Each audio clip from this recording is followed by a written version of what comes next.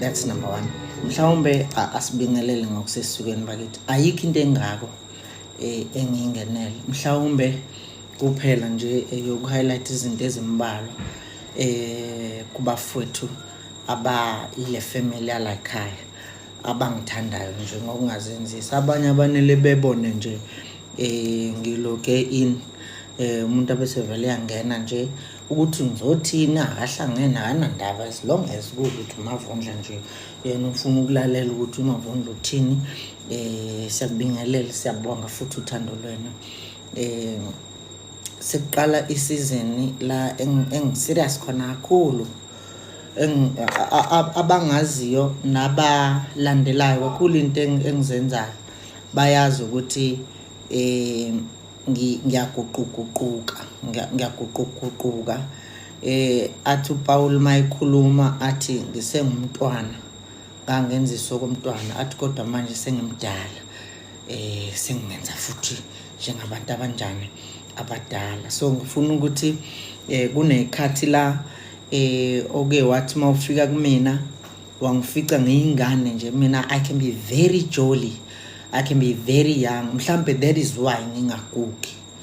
Akukholakali ukuthi uma ngibuka itelevision ebantwini abakhona lapha ku television mhlambe babili kuphela abadala kunami. Uma ngibuka iWorld Cup bonke abadlali abasuke bedlala lapha zingane. Mhlambe nguntanga yocoach babo, yabo. Mhlambe kodwa uNkulunkulu kwenze ngamabomu lokho. Abaningi la kinina, abanye ngingabazala ngibaphinde kabili ngize ngibalamanise futhi. Angimazi umdlali odlala ibhola esena 43, angimazi. Abanye baye bethukeke uma bethola iminyaka yami yeqiniso. Abanye beyitshela ukuthi kungamanga lokho. Mhlambe one ngoba ebuka isakhiwo nendlela engibukeka ngayo. Two mhlambe omunye ngoba ebeke ebundlela engiye ngidlale nengiye ngitele ngayo nabantu. Mhlawumbe uNkulunkulu lokhu wakwenza ngamabomu ekwenzela ukuthi imiyalezo yami ibe relevant. Mangikhuluma nawe ube nayo into ethi hayi masitshela untanga yethu ukuthi uyabheka ayike yena untanga yethu. Kahle kahle nje lo muntu umdala nje kakhulu kunathi. So lezo zinto lethela la. Ngiyabonga kakhulu ngana wethu. So ilezo zinto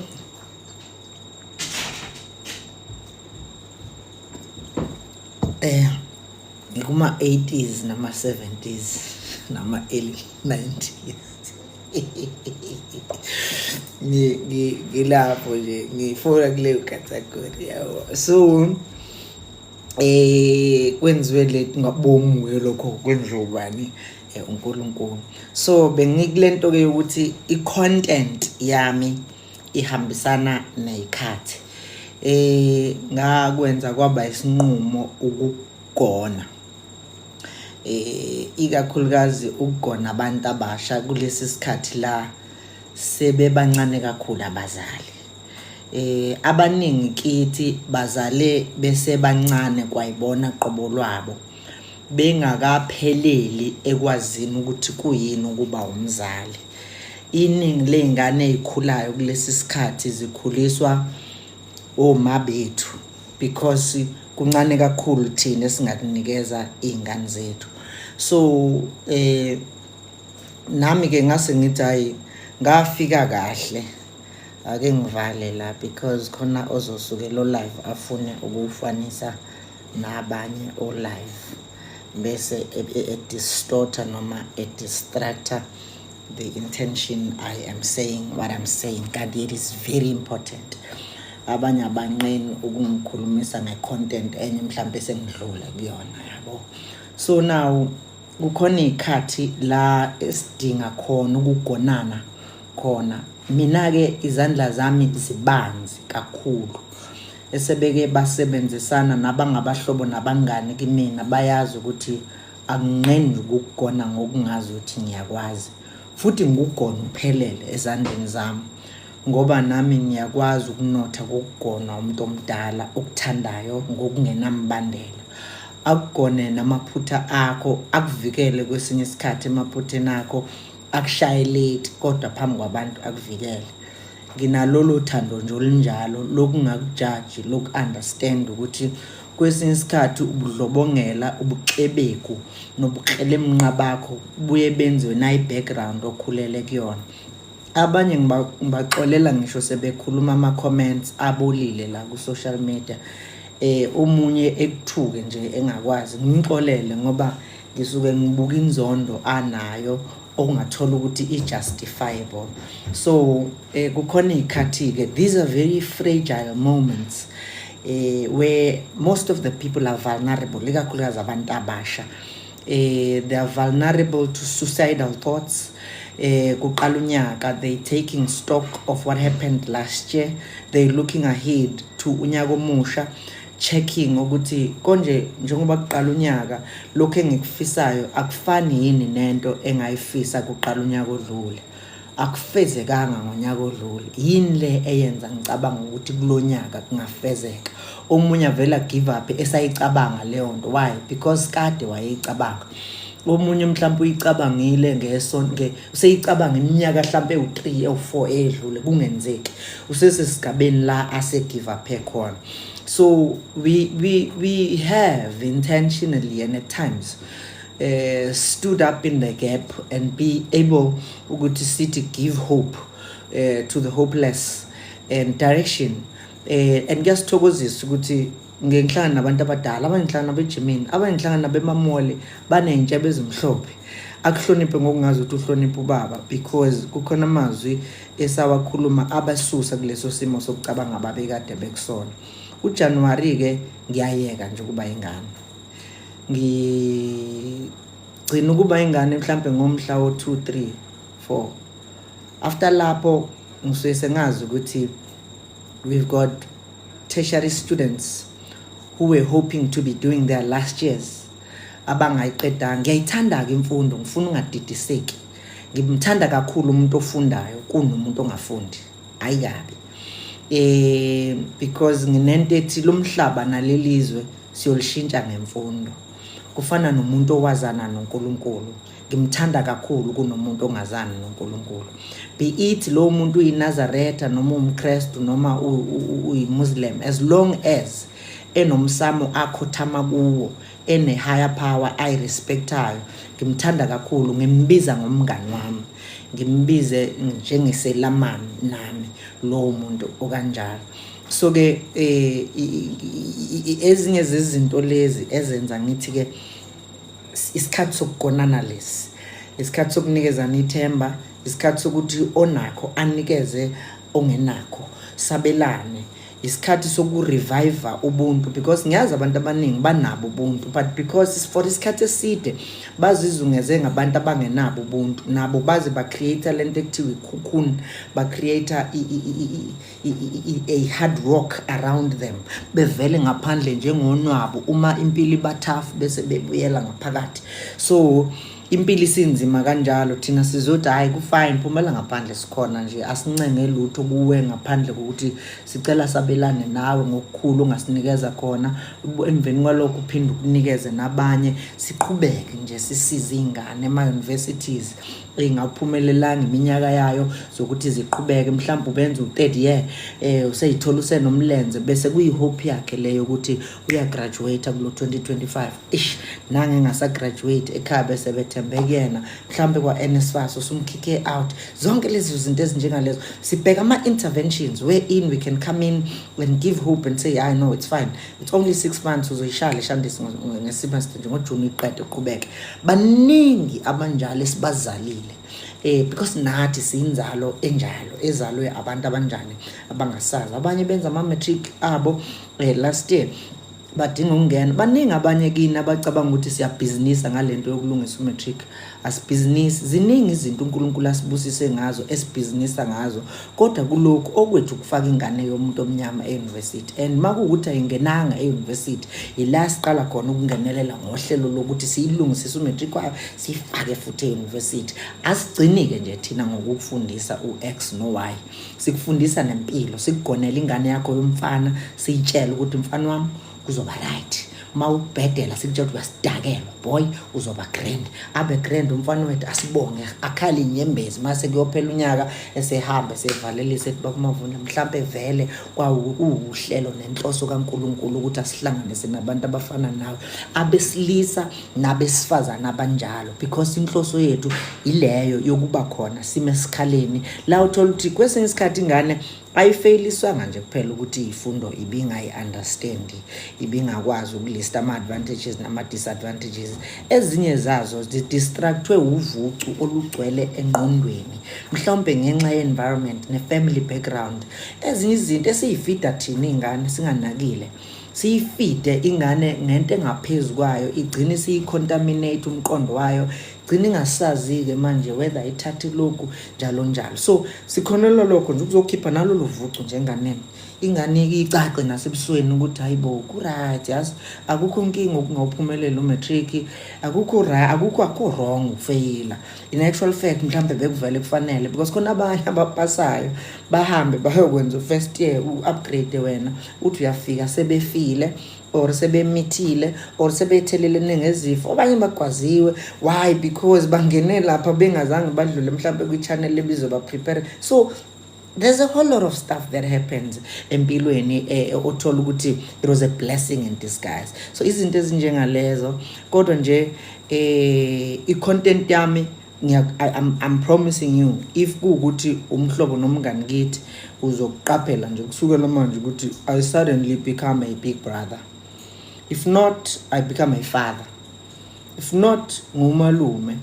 Uthi usadwena usazongikhulumela ezinye izinto ngithi bese ngiyadlula, because nakhona ngizoyinqena ukuphoxa nje, because bakhona kithi ababuye bangaboni, yabo.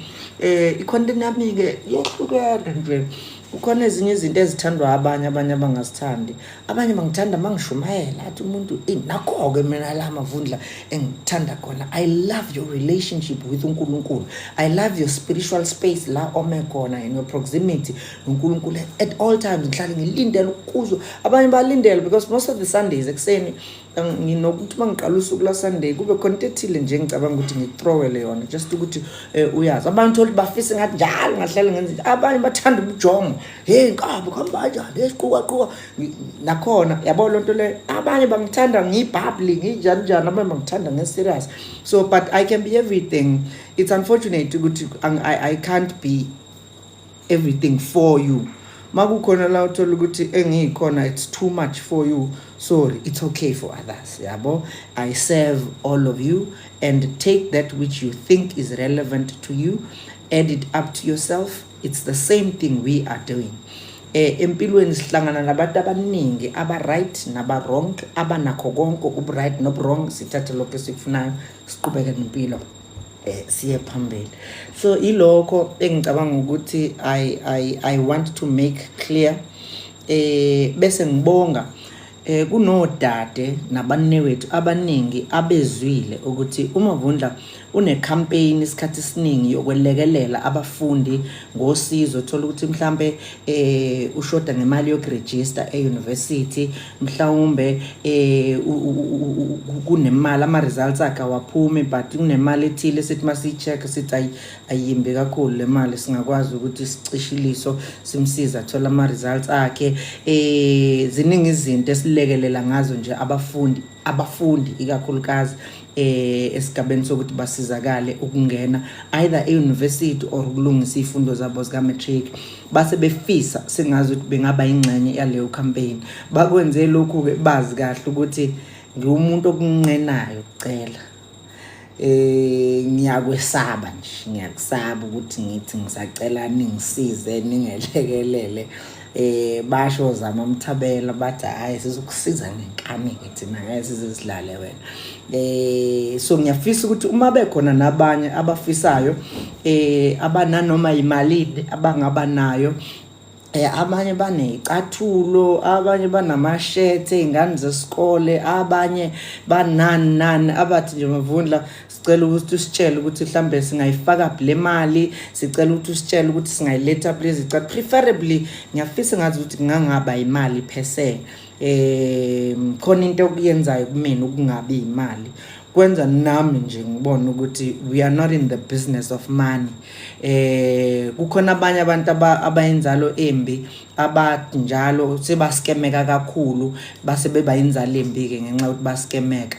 Uthola ukuthi uzoyiquestiona njalo make kwaba imali nje. So okwenzela ukuthi kube ngcono nakuyena mayezibuza nje eziphendula akube ukuthi nazi icathulo usinikezile zona size 7 ngawenzani size 7 wengane encane.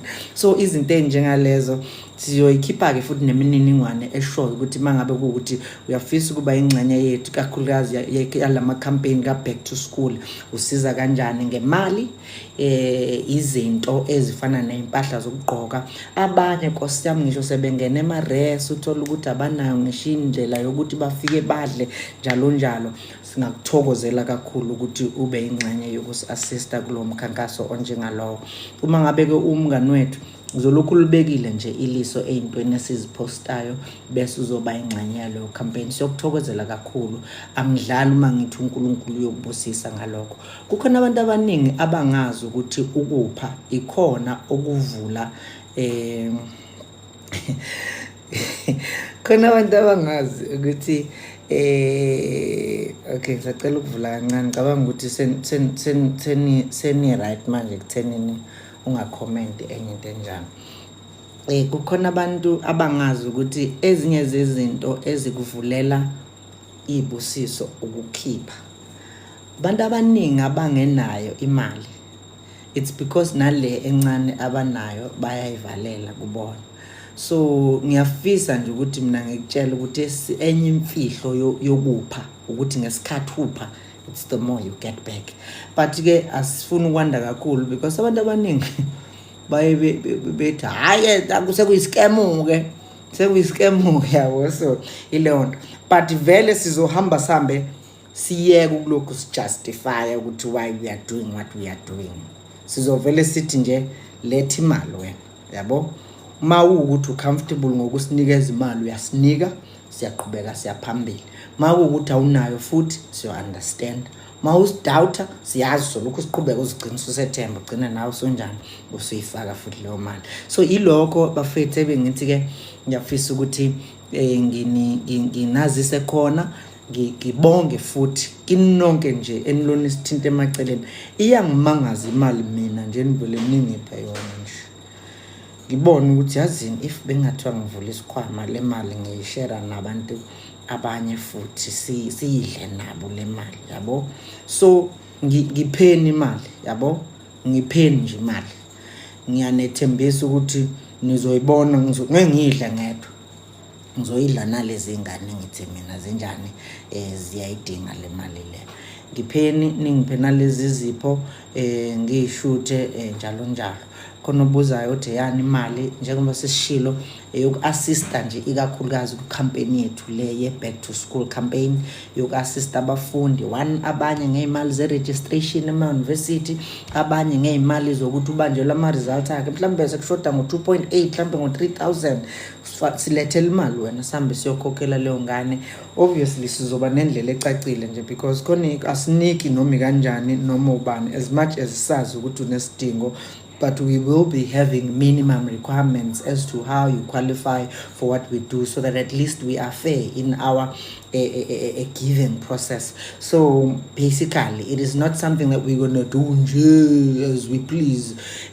Corner people who are going to be coming with solid reasons why we should give them. But if it's above that which we can afford, and stuff like that. So isn't it njengalezo ngiyobeke senginikeza mininingwane. I think from tomorrow ngizoqala ngiyikhiphe le mininingwane ngoba ngiyazi next week after sekuphuma ama results ikakhulukazi ka matric ziningi izimo ikakhulukazi zeingane zethu nje eziqhamuka eindaweni kakhulukazi zasemakhaya.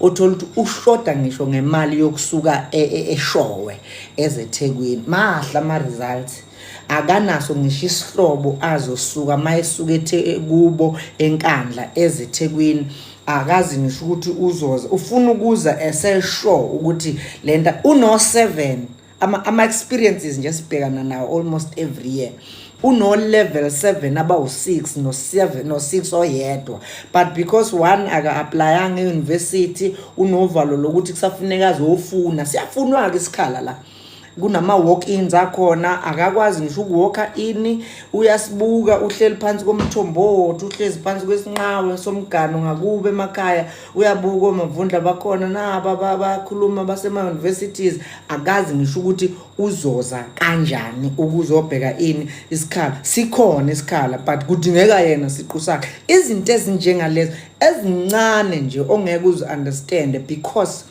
kuhlushekiwe lapha ya ngaphandle.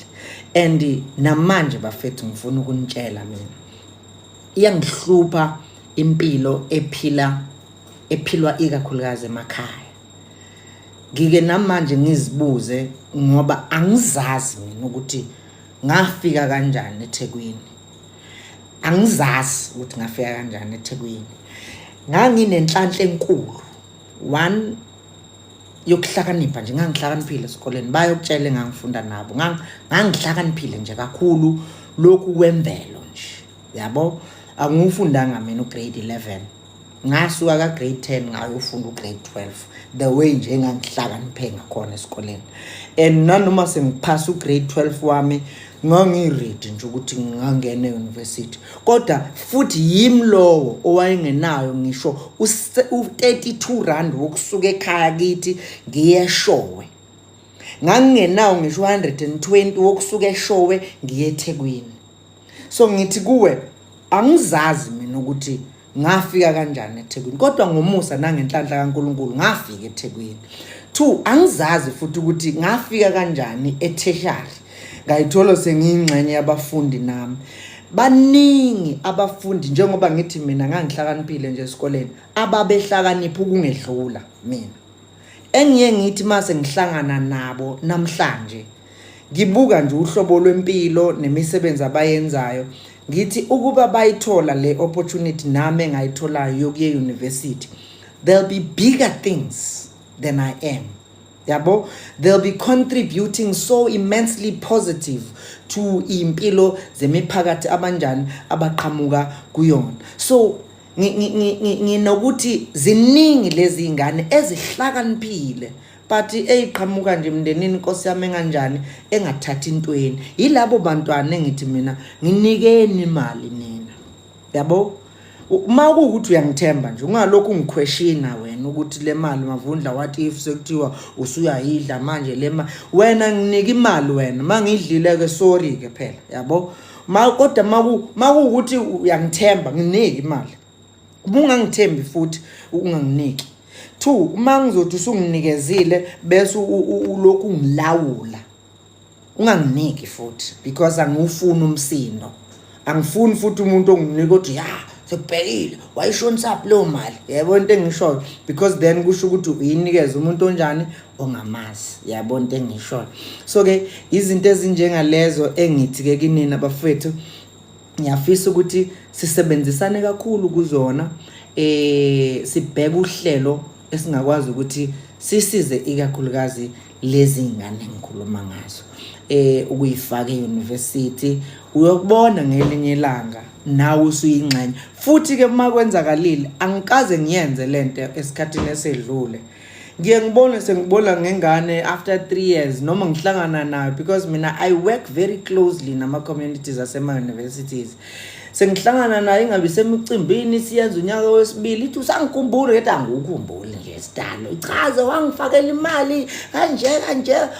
How siyabonga mntanami, ngiqhubekele nempilo ngiyele phambili, because vele I never keep records of the people that I assist. So ngifisa ukuthi namanje kulonyaka ngicabanga ukuthi we are going to keep details of these kids. Mhlawumbe futhi size sibuke neprogress yabo ukuthi bangenile university, how are they doing, njalo uqhubeka, the output and everything, ikakhulukazi njengoba sengiqala nokufaka nabantu bebekade benjani bengayona ingxenye yaleyo shandise kanjalo. So uma sengifake nani sesibaningi kulento, maybe we may want to have tangible proof ethi this is what we did, i-input bafike bebangaka baqhubeka, this is the output, njalo njalo. Leyo nto iyokhuthaza nabanye osomabhizinisi nalabo abanotho ukuthi bekwazi ukuthi basize izingane zangakubo. Sizokuthumelela ke ukhona oseqalile la ukufaka ama details ngibonela, I think make sense something. Angifisi ukuthi sisebenzise i-account yami epersonal le yase Capitec ngoba ngifuna nokuyibona le mali manifaka, ngifuna nokunitshela, ngifuna nifake kwi-account engena mali ewu-0 nje, so that yonke imali ezobe lapho sonke sizobe sazi ukuthi isingaka manje. Mawuyifaka faka i-reference yakho, sazi ukuthi okay guys, this is the money that we have received and these are the people abafake imali kule account, isize yafika la, this is what we have done ngale mali up kuze kufikela ilokho nje. Right? Ngiyabonga kakhulu. Over and above that, sibuye sibe part of the motivational talks zokukhuthaza izingane nje ngoba nayo lokho ziyakudinga. Ngaphezulu kwe motivational talks siphinde sibanikeze mentorship. We are a network of graduates. Yabo? We are a network of graduates in various fields. Some of us are accountants, some of us are lawyers, engineers and scientists and staff. Some of us are teachers. So there's a lot of them, young people growing up, aspiring to be that which we are. That's where also we come in terms of advising them to say, this is how you come, uzuzofika latina esikhona. Uma usufikile futhi la esikhona, this is how you behave, so that uzoba nephunga elihle, uyisifundiswa unjalo, usomabhizinisi unjalo, uphumelele unjalo. This is the behavioral pattern that is expected of you, so that which you are continue to attract blessings even from God, so that you also become a blessing to those that are following. So ziningi nje izinto esizenzayo oyoti, if you pay close attention to us, then uzobe so understand ukuthi we serve a bigger cause than that which you think you are. It's unfortunate ukuthi we serve on a celebrity space kind of a thing. Abanye normally confuse us with abantu abangama celebrity. I don't know if I am, maybe I am, I don't know, but I want to believe ukuthi we serve in that space, but for a very humble cause, noble cause, in a true sense of the word. Yabo ilokho sesiqedile. Ngivala ngakho ukuthi sizontshela ke, ngizonithumelela kusasa into show. Good guys, this is the campaign, this is where we need you to come in, those of you that can. If you can't, then we also understand. Ilokho 2, siphinde sasho futhi kwabanye kini ukuthi Mavunla Media isizongenelela nakulesi space sokupromoter ikakhulukazi imisebenzi yama artist ethu asavela ikakhulukazi mhlawumbe nalawo asekhona, but we are going all out to assist in the promotion of the works of the artists, emerging artists, those are be it in the genre of music, poetry kakhulukazi, reading and writing, journalism and stuff like that. We intend to be a fully fledged institution that assists those of us that aspire to be something in whatever field, and that is what we are going to do in a very organized and professional format. Because we serve different constituencies. Ingakho kwesinye isikhathi ubuye ungizwe uma uyijongo sisonke hostel, ubuye ungizwe futhi uma uyi-student use-res, ubuye ungizwe futhi uma uyi-professional in whatever field that you happen to be, because I serve across. So we know ukuthi ama institutions amaningi ahlukahlukene, they are producing students in various fields othola ukuthi they can't be able to access imisebenzi due to lack of experience and stuff like that. iMavundla Media is a fully fledged company that can do anything under the sun, professionally so. If you come to us, uqhamuke university and you say Baba Mavundla ke kusuke sekuyimina ke lapho ngisuke sengiserious ke sengingasahleki ukuthi ungibiza ngoVundla Sithole ubuza ukuthi Mr Mavundla ukuthi singakusiza kanjani, bese sikusiza futhi kanjalo understand na ukuthi sesikwenye environment indlela efanayo nengadressa ngayo ingane zami lezi ezisuke zizofunda esikoleni sami leso so upgrade ikhona ke ifike sithi wow yeah uthola ukuthi hayi angiseyena phela mawusuzo upgrade esikoleni angiseyena nje sengehlukile sengiprincipal wakho nje wena ngane woza sifunde la ngoba uma uzophika nokuthi uyena uzofeyila uphapha uzophasa kuqala uye university busuthi uyena yes sizozwana. So I serve on those things. So ke lithi ke ipoint lam sizokuthokozela kakhulu ukuthi labo bafundi abalethwa ilawo institutions abafikayo for experiential training. I know for sure that they will find iMavundla Media very much relevant in assisting them and exposing them to the real world of that which they want to do.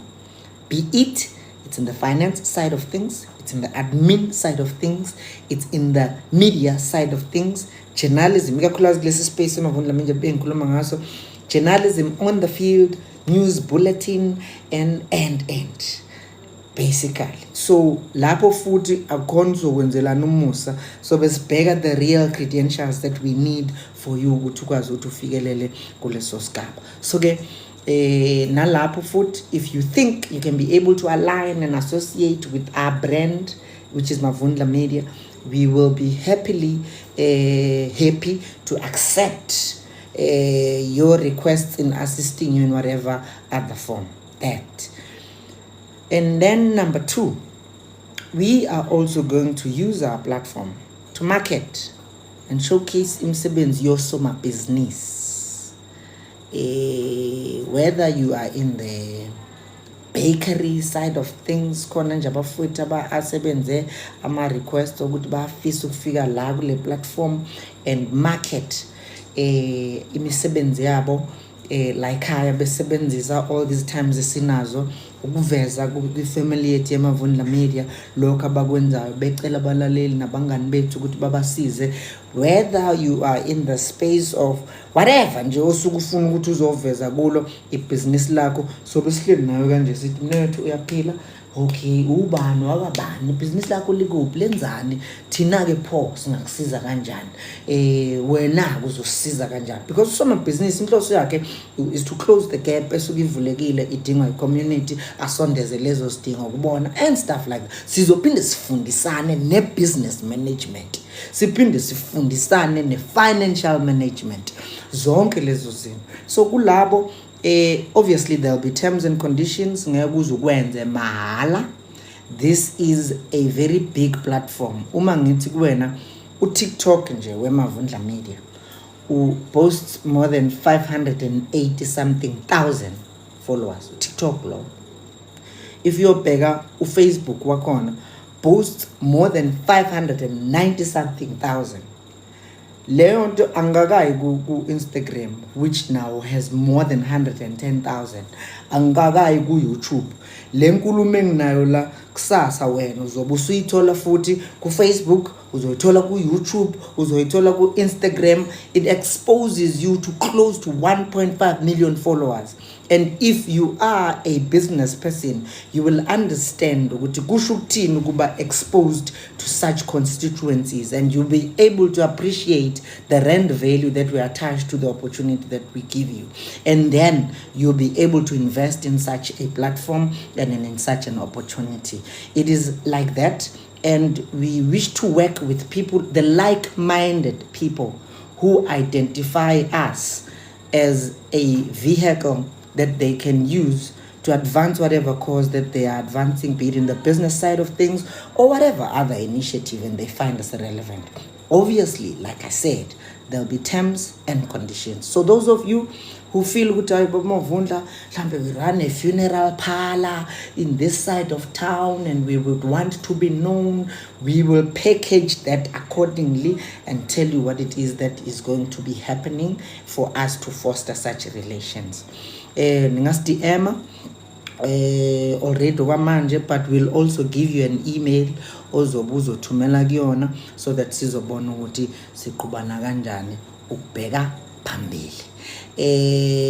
Kukhona obuzayo ukuthi number otholakala kuyo Windlass for Business Talks. Angitholakali isikhathi esiningi angitholakali mina per se. Because there's people at office in baningi. I've got close to 70 something staff that I work with in different spheres, be it esikoleni, eMavundla Media, ka Rural Right, zonke lezo zinto ezinjengalezo. So kukhona la uzothola ukuthi ufuna inamba yami ubuzwe kuthiwa kumaqondana nani, so that uzodirectwa accordingly. Ufuna ukusizakala kanjani uzobe usuyiphendula udade lo makuwukuthi udade mawuthi umnewethu usho ukuthi athi hayi khulileka nje ungitshele because vele kusuke kungeyonto private bose uyasho isigabeni esikanjalo uzosizakala nje usizakala kanje. If then it escalates to a point where it comes to me, then it comes to me, I am able to assist you in that regard. But isikhathi esiningi nje mina uyothola ukuthi wa appointment yokwenza zonke lezo yenza uziqede. Mina ngobona sengikubonisa ufika nje to namhlanje sinosibanibani ozokhuluma ukuthi siyaqala njalo sesiyasebenzana enjalo njalo.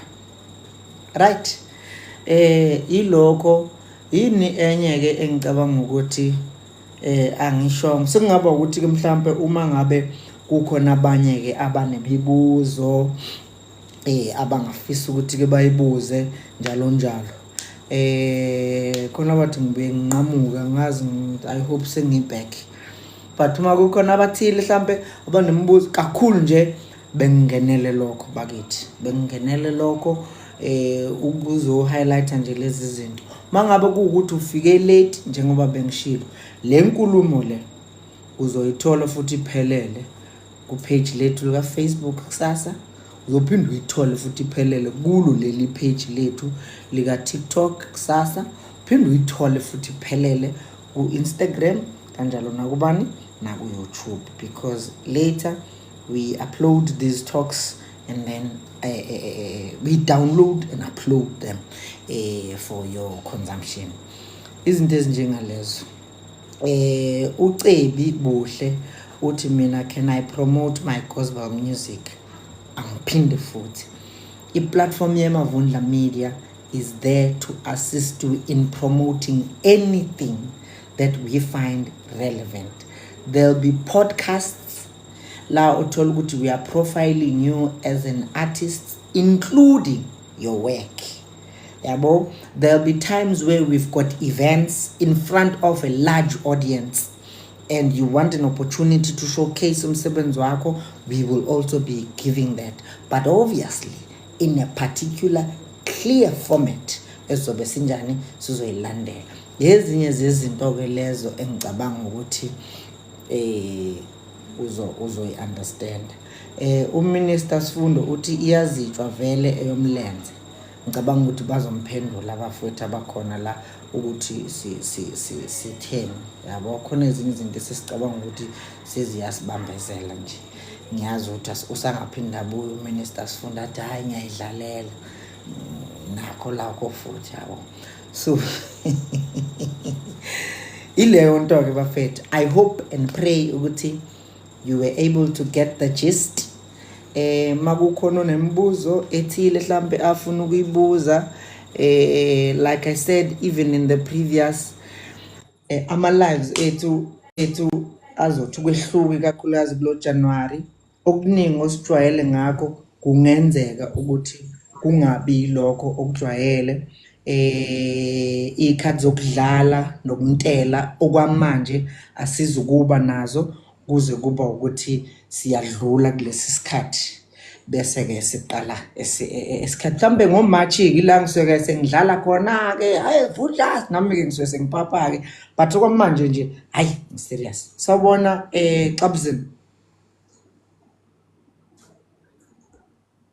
Hello Hello. sawubona Qabzini. Hello. Hello unjani? Hello. Lo muntu hayi lo muntu Ngiyaphila useqobo njani? umuntu useqobo lona.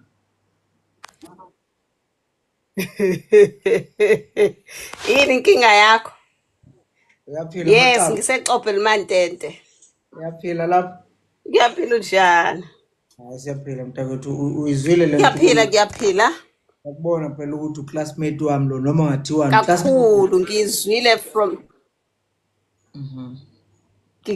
ngizwile kakhulu from the beginning at top. It's inamazwi amakhulu kakhulu. I just wish ukuthi wonke umuntu oyidingayo lenkulumo ayithathe ngezandla ezifudumele ayisebenzise ngendlela. And I so wish labantu okuyibona bayidinga kakhulu lenkulumo, which is iy'ngane zethu ziyizwe, because some of us we talk to our children and then mhlambe kube nezinto ezinye abangafuni ukuzilalela just because sabazali bazo. Mhlambe when they hear from a different person, then mhlambe bayithathe bayisebenzise ngendlela. It's unfortunate ukuthi I'm talking to you ukuthi ngikwazi at a personal level, but your speeches is amazwi akho owashoyo akhayo.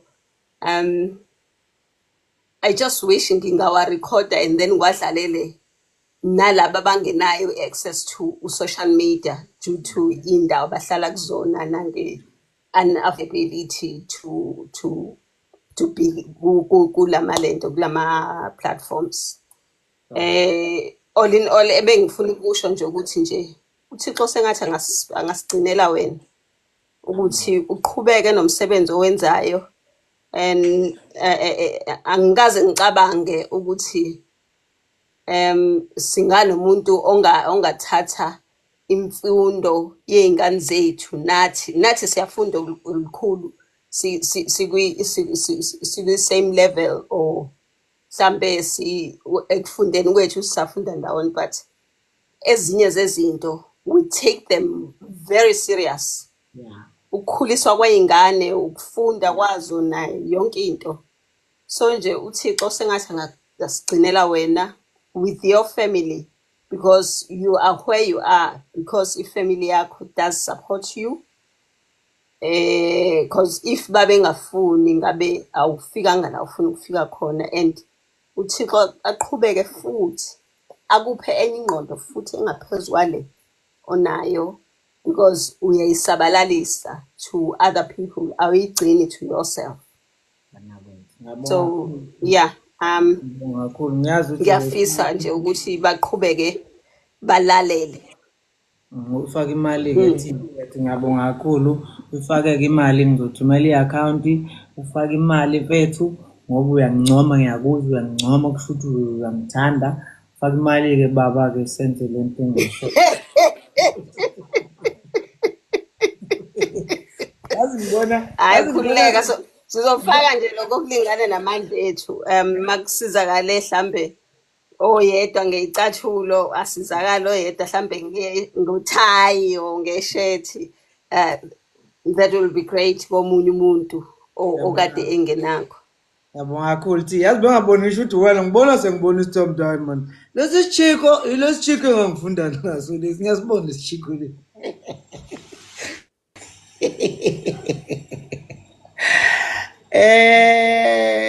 Igama lakhe uThembeka, ngiyambona hayi uThembeka lona. Thembeka sasifunda naye guys eDUT back in the years. senza naye i-National Diploma in Accounting. Manje usebenza njengesinye seyikhulu kwabanye bomasipala la abakhona ngazo finance bani ngiyambona ukuthi hayi ukahle manje ngimshela kha. So yikho sengithi ngisebenzise leli thuba lokuthi ngimcela imali. Kuyasithokozisa ke futhi njengoba eshethu ngazi personal level uThembeka siyakhuluma cishe ngento eziningi including nezinto eziphethe nje zokudlala kwethu ngokuthi siyazana, but mawusuzwa umngani wakho okwazi at a personal level understand at another level futhi ubona hayi no hayi thini ungunderstand futhi ngale ndlela engisho ngayo because sesikhulile wafethu hayi kabi.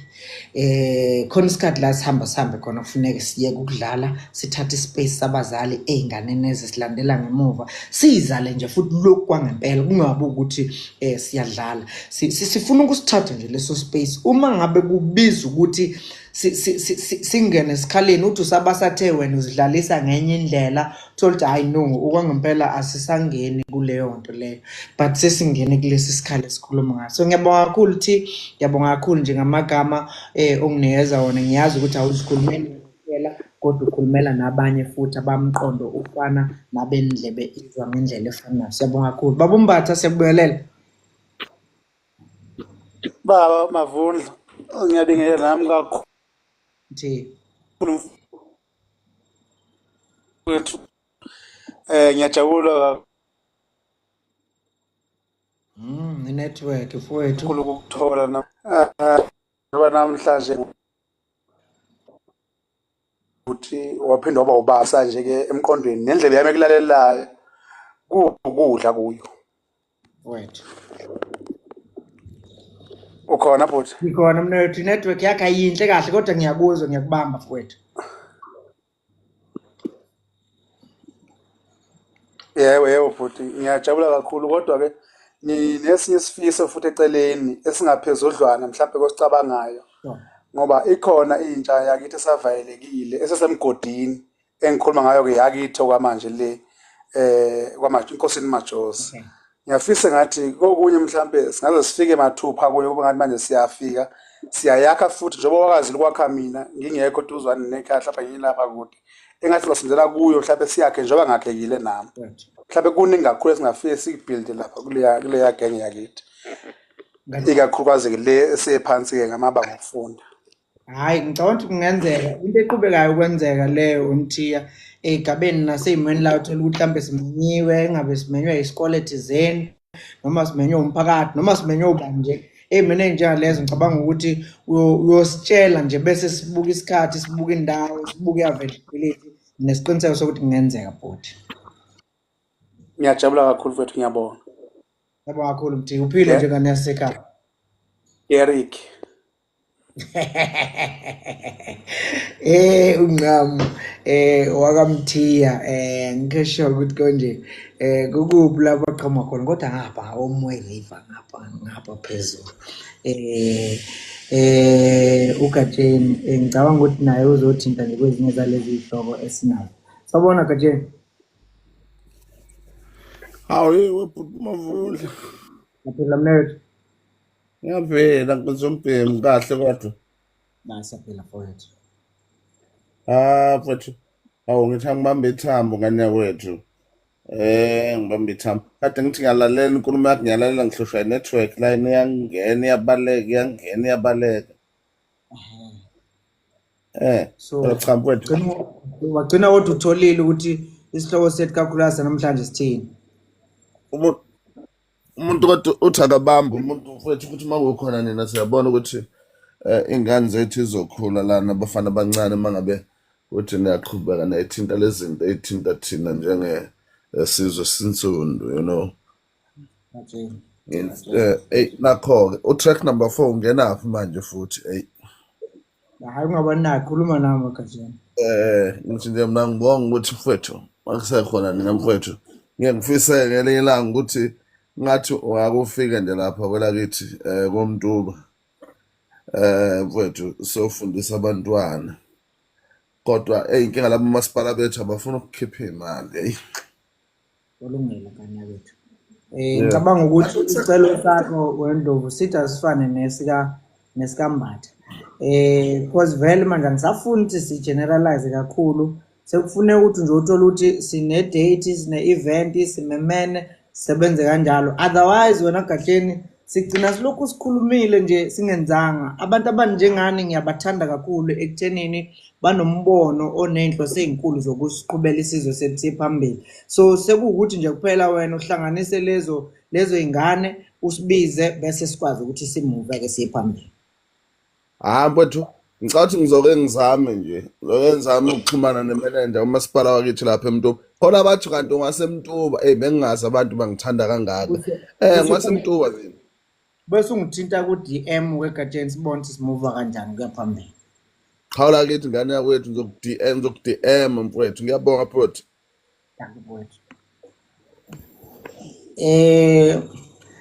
Yeah, so ilokho bafethu okubaleka kakhulu ezinye iningi lalezi zinto nalama initiatives esiwenzayo asikuveze, we are not necessarily doing it for purposes of popularity. Siya-understanda futhi ukuthi khona abanye abangangayi understanda leshandisi bayi-confuse for okunye yabo. Uyabona nangama-comments ukuthi okay naba abanye abekho la bakokunye. Yikho ngezibe ezinye zalezo zinto. It's a pity ukuthi angikwazi ukuwavala amanye ama-comments, but ngibe nesikhathi nje la engifisa khona singazi ukuthi singabe sivele sibe serious nje, sivele sipore nje, sivele sibe serious, sikhomba indlela yaphambili. Mawuthi uyadlala kube wena osibhorayo ngokudlala, nawe uzuyisalt udlalelani ngoba namhlanje akudlala yabo. Izinto enje uzizondela ukuthi na asifuni ukudlala, uzuyibona ngathi uyaphapha ngoba vele sokuphapha ma si serious thina wena ungena enye indlela. Uzunyanya uthi uma futhi bazoba serious ke bona namhlanje sisuke sikwenza si serious sinaleso sikhathi. Like I said, si serve ama constituencies ahlukene and mangabe ngalelo langa si serve constituency serious. Uma uthi wena uthanda ukudlala ungangeni phela ngithi because asinasikhathi sokudlala. Sesiyothi sidlala laba ba serious benyana ukuthi sidlalelani nabo sibavalele ngaphandle siqhubeke sidlalela.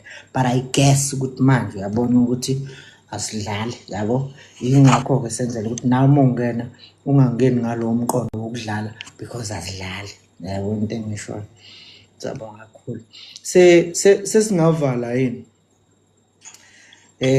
Ndumi Nkabandla? Sanibona bhuti njani? Yaphila Nkosazana yaphila. Cha, ngiphile kakhulu bhuti. Ngithi nje angibonge isikhathi sakho oyinikezela ngaso ebantwini. uNkulunkulu achubeke ekubusise ngoba njengoba usho nje ukuthi siye sibe khona isikhathi sokudlala, siye sibe khona isikhathi sokuba serious. Ngiyabona ukuthi abantu abaningi into ehambelana nemfundo baye bangayithathi serious, bangaboni ukuthi kubalekile ukuthi uma umuntu osaphila emhlabeni ukwazi ukulula isandla usize abanye abantu. Abanye namhlanje like ngicabanga ukuthi bakufila ungathi uyabhora ngoba awukhulumi ezinye izindaba. Wena uyazi ukuthi uNkulunkulu ukuthume ukuthi yenzani. Uke uphume kwesinye isikhathi esicukwini. Abaningi nje bengibonela kuma comments ukuthi bayamangala ukuthi hawo ijonge laseselikhuluma isingisi kangaka kwenzakalani. Kanti akusise leso sikhathi ngoba vele empilweni sikhona isikhathi sokudlala. Kodwa manje uJanuary wonke umuntu kumele afocuse ngendaba yesikolo. Ukudlala sikucede December. Ngiyabonga kakhulu nje lento oyenzayo ukuthi ulula isandla ukuthi ungasiza abaningi ngoba vele baningi abanye abachamuka emakhaya lawo axakeke okwempela. Abanye abantu bathi mhlambe bedla imbuya ngothi abangazi ukuthi bazohlanganisa inani. Kodwa ngalokuthi sekukhona wena sekunezaba abazozenza kuze bafinyelele lapho. Abanye mhlambe njengoba bazophuma ama results mhlambe ngeke benze kahle bazofisa okuningi, kodwa ngalokuthi wena usukhona uthi ungabasiza ukuthi bachube izifundo zabo bafunde kabusha baze babe nale opportunity yokuya university. Ngithi nje uNkulunkulu Mavundla ekubusise ngaso sonke isikhathi kufezeke iphupho lakho olifisayo nezizukulwane ezinye zazi ukuthi empilweni sisikhathi sokudlala sikhona kodwa uma serious bazi ukuthi abantu userious ufundile une-focus. Ngiyayibongela bhuti wami. Ungakhona mntakwethu, uNkulunkulu akubusise. Ngizolinda imali yakho-ke ndu. Uma usukhuluma nje ufike ufaka imali baba. Uzofaka. Cha, ngizoyifaka nami ngoba kuthiwa sibusisile isandla esiphayo unesemukelayo. Nami lokho okuncane engingaba nawo uNkulunkulu uyobheka ngaphakathi ukuthi noma ngabe u10 kodwa lo muntu ufake ngenhliziyo emhlophe. Kodile ngisho u20 ngisho u5 mama. Yebo baba. Ngiyabonga uphile-ke dali, ngiyabonga. Ngiyayibongela na. Sure. Uthinta enye indaba serious uNdumi laphana. Serious khona umunye nje ebesikade sikhuluma naye lapha siphendulana. Umuntu engazi ukuthi manje uyanginyatha nje mina manje ngathi uyanginyatha ukuthi ufundile wakhona lokho ukufunda. Ngilonga imziba nje ngoba angi-understand ukuthi lezi kwawona umatric unawo. Because ngizama u-understand ukuthi lezi sihloko singenaphi kulento. Mina ngikhuluma nawe nginey'ngane mina ey'fundile, umfana wami uqedile laphana e-TUT uyokwenza ama-articles akhe kuphi umfana wami omunye omlandelayo uyongena ka-grade 8 e-high school bla bla bla. Yini wena? Ngithi hayi salukazi ungayenzi lento yenzayo because inina abazali ngineshoyo ukuthi umfana wakho uma uthi ufunde ngalendlela ochaza ngayo angeke abe happy ukuthi uhamba uposta ngaye kanje, because nabo abazali babuye babe nesandla ekusibangeleni amabhadi uma uNkulunkulu ebenzele umusa abazali ngokuba nezingane eziphumelelayo. Athathe leyo mpumelelo yengane ayoyibethela ilenge esiphambanweni aqhoshe ngayo izinuke kabi impumelelo yengane yakhe. Aqhoshela abanye omama, aqhoshela omakhelwane kube sengazi ukuthi bona-ke njengoba beney'ngane ey'ngaphumelele zami iy'ngane y'phumelele. Uthi uyayibuka lento uthi yazi le ngane izozithi noma zingasavuleki iminyango. Uthola ukuthi uNkulunkulu ulaya nje wena mzali ukuthi isigraduate ileke isinjalo isikutholile konke bese eyibamba nje ukuthi ungawuthola umsebenzi. Untshilozwe because ucabanga ukuthi kuyazenzakalela nje. So siyafisa ukubancenca nabazali ukuthi uma ngabe uNkulunkulu ekwenzela umusa ingane yakho yaphumelela ungaqhoshi. Mbonge nje uNkulunkulu, thobeka njalo. Khona abanye boke beze beqhoshe ngathi thina sibe singaqhoshi thina. Uthola ukuthi yena ufuna ukuba into enkulu ngathi. Thina sibe singafuni ngisho ukuba izinto ezinkulu. Kodwa uthi yambheka yena ukuthi unani yena. Akanalutho. Uzoba yilento afuna ukuba yiyona ngathi. Size sigcine thina sesinjani manje? Sesivaleleka thina ngenxa yokuthini ayikho enye into enkulu angabhosta ngayo ngaphandle kwethu. Yabo? Ngithi mina mzali ungayenzi leyo nto. Yabo? Ngangikhuluma naye nje futhi ngimbona Thakazi ngisho ukuthi ukhuluma nobantu, sikhuluma ku-WhatsApp. Ngithi mina okuthathe le nkulumo yethu uyoyibonisa le ndodana yakho othi wena ifunde kakhulu. Yabo? Kwahamba elokhethe veza phela ukuthi unawo umatric, veza umatric wakho. Ngabona ukuthi abanye abantu bahluphekile la ngaphandle. Ngabona ukuthi angingamvezeli. Yahamba inkulumo yaze yavela ukuthi kwawona lo matric akhuluma ngawo ukude nje kakhulu kunami nje ukuthi ngisangaqhosha ngomatric, angisayifaki ngisho kwi-CV into ethi mina ngino-matric. Uma ngingakuvezela uma ukuthi mina nginani kwangane yakho leyo mina ngingaqashela yona ngiyiholela imali uhambe futhi uyoqhoshela abantu uyazi ingane yami ukuthi uhola malini iholelwa yimina. But angikwazi ngisho ukusho lokho because angikwazi ngisho ukusho akushukuki. Yabona into engichazayo. So ngisho lokho ukuthi uma sikhuluma ngokufundisa izingane zethu asikhulumi nje kuphela ngokuyifundisa uX and Y kulento engithi mina at times we are even mentors. siya kuma-graduation ceremonies siyotshela iy'ngane ukuthi ungavumi ukuphakama. Imfundo izokuphakamisa kwesinye isikhathi izikufaka emalini eserious. And uma isikufakile kuleyo mali ungalinge abantu ubabukele phansi ngempumelelo yakho. Kuwesi-ke mase kuzoba khona umzali ozoke nje lowo mzali uthole ukuthi uyena-ke oseqhosha-ke ngawe. Yayibona into engisho. Kodwa nje iqiniso lithi uma singakusho lokhu sikusho kanye sikusho sifundile kakhulu but asikuboni ukuqhosha ngalokho ukuthi kuyosisiza ngani. Kunalokho kwenza ukuthi abantu basibalekele bangafuni ukusondelana nathi. Kufana nalento kwesinye isikhathi ejwayele ukwenziwa abantu abasindisiwe. Hayi bonke, ngizokhuluma manje ntombi, hayi bonke, kodwa banakho ukuthi hayi bonke ngaphela bakwenze sikwesaba ukusindiswa. Ngoba manje basenza nathi sibone ukuthi ikude nathi insindiso ngendlela abasuke nabo sebebosta ngayo siyibone nathi sisihogweni. Bona nje yabona into engisho. So nje uma kwenzekile waba nenhlanhla yokuphumelela akwehlise impumelelo nje amanqondo. Ninjani uphuma Mavundla? Yengwane siyaphila mama kana kwethu. Mina uphuma Mavundla ngizothanda ukubonga nje umsebenzi omuhle owenzeka iy'kole zangasekhaya Shem. Bengithi mina ungwangaki, ngike ngisho njalo ukuthi ungwangakithi. As much as ungaseshowe mina ngifolanda inkandla. Kodwa khona ungwangakithi. Iy'kole zasenkandla bengisathi ngiyayibuza ukuthi yiziphi lezi y'kole ngenze kube angingakuphazamisa intombi. Nginobhuti wami nje, ngeke ngizisho iy'kole zamagamazo. Kodwa nginobhuti wami obenza imetriki the last year ulindele ama-results wakhe. Uhlezi engincoma njalo ethi siye sahlangana nalo bhuti bengisemakhaya manje December sisahlangana nobhuti Mavundla uthi nimalume-ke malume Mavundla lapha kwesinye sey'kole zangasekhaya wasibusisa wasiphatha kahle unezeluleko ezakhaya nje hlezi bengincoma Shem, siyabonga kakhulu. Bashilo ukuthi kade sinegala dinner serious kanjani laphana sinama-artist aserious sadla sabusa.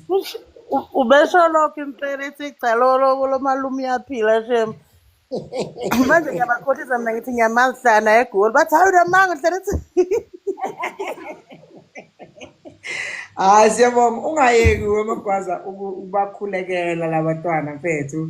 Ngibafisela okuhle mina mawasemakhaya nje ngifuna indawo zangakithi siyishintshe ngalezi ingane. So nje ngiyabonga kakhulu mfethu, angazi ukuthi isiphi leso sikole because lezi ayikole besinazo lapha I think ziwu-9 seyiphelele zizonke but nje noma ngabe-ke isiphi kulezo but siyabonga kakhulu yezo. Siyabonga Phuma Mavundla sinenhlanhla kakhulu ngakithi kuba nawe ungangakithi wena ukuthi ungaseshowe ungangakithi wena. Phela mina ngangifunda eminyakanya nje manje inkandla phela umnyakanya so nje vele ngwangakini. Ucabanga mina ndoda ngifunda eshowe lesikole esiblue cabanga. Isiphi leso sikole? Nqumizo. Oh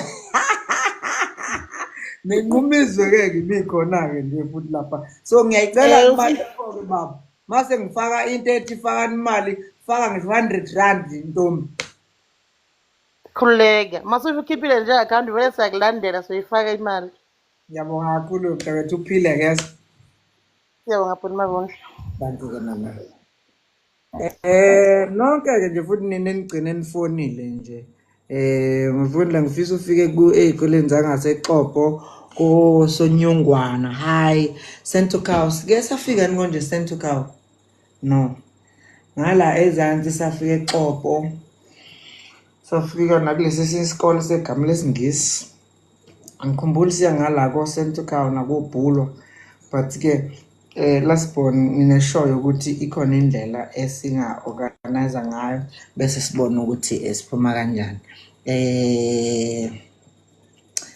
Ngizothola sengizohamba ngihambe bese ngiyavala but nonke nina nifonayo wazi ukuthi ngokungena kwakho uzothola uzofaka imali wena ngokuthi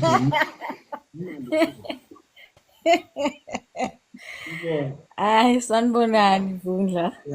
yaphila ma Hayi siyaphila njani? yaphila ngana wethu Hhayi nami ngiyabonga ukuthola leli thuba bakithi. Eyi, mina bakithi into engayisho noma ngeke ngikwazi ukuyiveza ukuthi ngisebenzaphi. Sidila kakhulu ney'ngane, so ngiyajabula uma ngabe ngibona umuntu owenza kahle kanje emphakathini. Cause uma ngabe sibuka imumva lethu siyabona ukuthi sasingabanye abantu ababenjalo. Cause impilo ngempela yasemakhaya inzima. Uma usuqala fanele uye edolobheni ungani usizophuma ubheke ngaphi. So uma ngabe sithola abantu abakwazi ukusisiza kuba kuhle kakhulu. Nanokuthi la engikhona sinaney'ngane esey'bhale iy'ncwadi. Ngihlezi ngisho ukuthi kube kuyenzeka ngabe nazo ziyakuthola ukusizakala cause zingababhali and ziyabhala. Sinama-poem, sey'khiphe iy'ncwadi zalontsha yonke lonto. Hayi uMDM wethu la ubuhlobo nobudlelwane esisibakile bukhulu ngendlela yokuthi nginesiqiniseko sokuthi ikhona imizamo engenziwa ukuthi leyo msebenzi yenze vele iqhubeke iye phambili. UMDM nje and then sisukele from lapho. Okay, hhayi ngiyabonga kakhulu. Ngiyabonga kakhulu ke. Hhayi umsebenzi wakho uhambe kahle. Sesobona nge-account. Uthi ngizobheka kwi-reference ukuthi ukhona la ukuthi thola khona. Ubala lolo. Kakhulu ke baba. Okay, thank you. Thola. Ngoba usuqalile ne-department okuyo esondelanani noVundlazi kusho ke uLasbon muhle umsebenzi owenzayo esizweni sakithi. Ngiyacela uzame bowufike nangakithi eHarding. Wesandile nginesiqiniseko nje mfethu sokuthi akukho la esingangafika khona. Siyafisa ukufika but kakhulu kuba lula kakhulu ukufika uinvitiwe. Because at least usuke usuwazi ukuthi uinvitwe umphakathi owazanayo ukuthi wona uqoqana kanje usuqoqene okwakho sekukufika nje because can you imagine ngila engikhona organizing umphakathi wangakini eHarding kanti if you are passionate about what you are doing is ready ukuthi hlanganise labo iy'kole lezo ey'hlanganisayo Mavunda sesikhona sesi-ready nalo uhlobo nathi i-audience yethu ehlukene kanje idinga ukuzo-addresswa iy'nto ezikanjengalezi bese siyaqhamuka-ke si-assist esimweni esikanjalo kwenza umsebenzi ube lula kakhulu. But usenze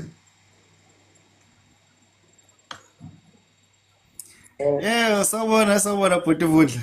yaphela ngani yakithi? Wow, siyaphila. Siyaphila. U-1 kuba u-2 ngabumi kanje u-1 pen. Anakwethu. Hawu wevundlasi. Ngiphinde ngijabule nje ukuphinde ngingene. Nikhuluma ngesihloko esibalekile namhlanje, isihloko esithinta ukufunda. Nginosisi wami omncane engamshiyela umama. Ubephuthula nje umatikuletsheni wakhe. Ngimfisela nje konke okuhle sizama ukuthi apply akwazi ukuthi futhi athole imfundo ayideservayo nemfundo ekuyiyona ezokhona ukuthi imenze umuntu kusasa. So nje ngibonge nje ngiyaye ngimfisela ukuthi engathi ngakunaka wevundla. Mina ngakutshela ku live odlule ukuthi ngiyakunaka kakhulu hayi kancane. Bengikhona futhi ku live wakho njoba ngilandela izintokazi nje ngibonile intokazi lokho ingena ngangena ngiliphundlendle nami ngithi angeke ngijoyine. Ngiyakunaka kakhulu kuningi okukhulumayo okuphilisayo yabo. So nje akuvamisile ukuthi mangabe nje uthola insizwa zasemakhaya kube ukuthi yonke icontent eziyenzayo kodwa nje ziyakufaka ukufunda phakathi. Ngiyaye ngikunaka ukuthi uyaye ube insizwa kanjalo. So ngiyakulandela kakhulu nje Vundlasi. Impela ngiyohleze ngilapha nje emagalelweni akho ngingotha ngikeza kogwansele. So siyabonga kakhulu nje ukuthi ube khona nje nano live bakho yonke nje into oyithintayo Vundlasi iyayisakhe isenza abantu kakhulu. Ehlala sekhaya ngiyabonga kakhulu futhi yes.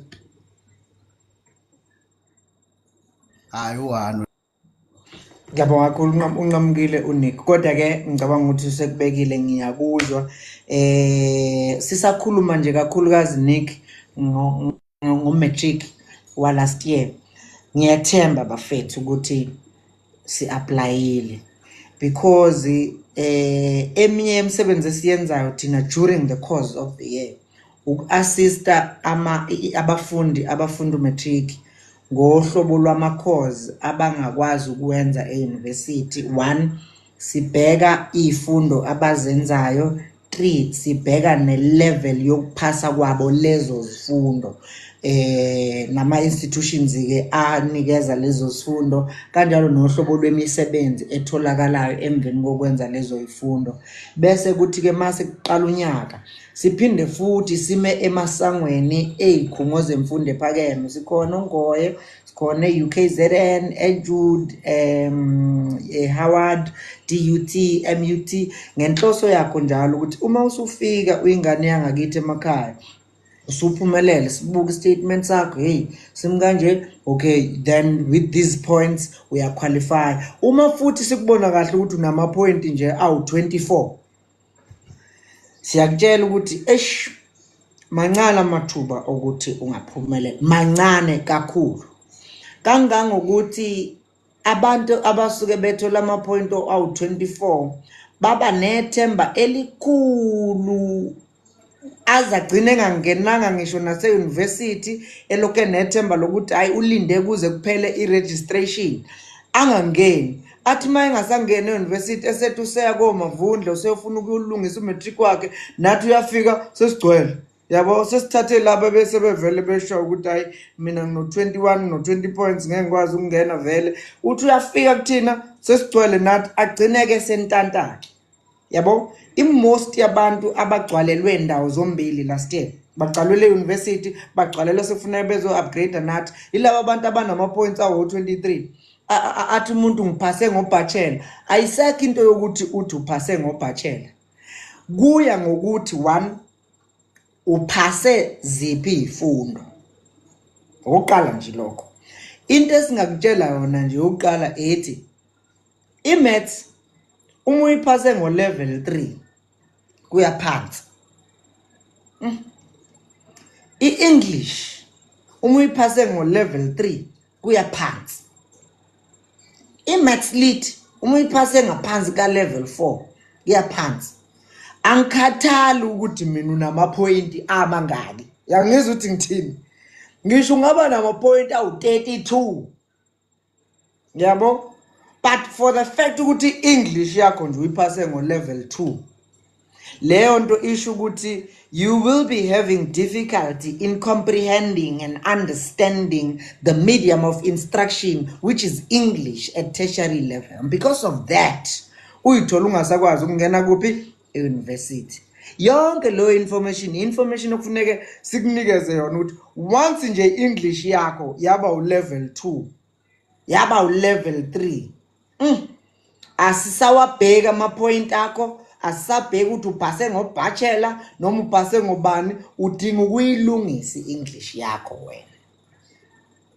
I-maths yakho once yawu-level 3 angiphathi yawu-level 2 keke. Yabo? So uthola ukuthi umunye umzali uzofona athi uphase ngobachelor. Hayi sebenza indaba kabachelor.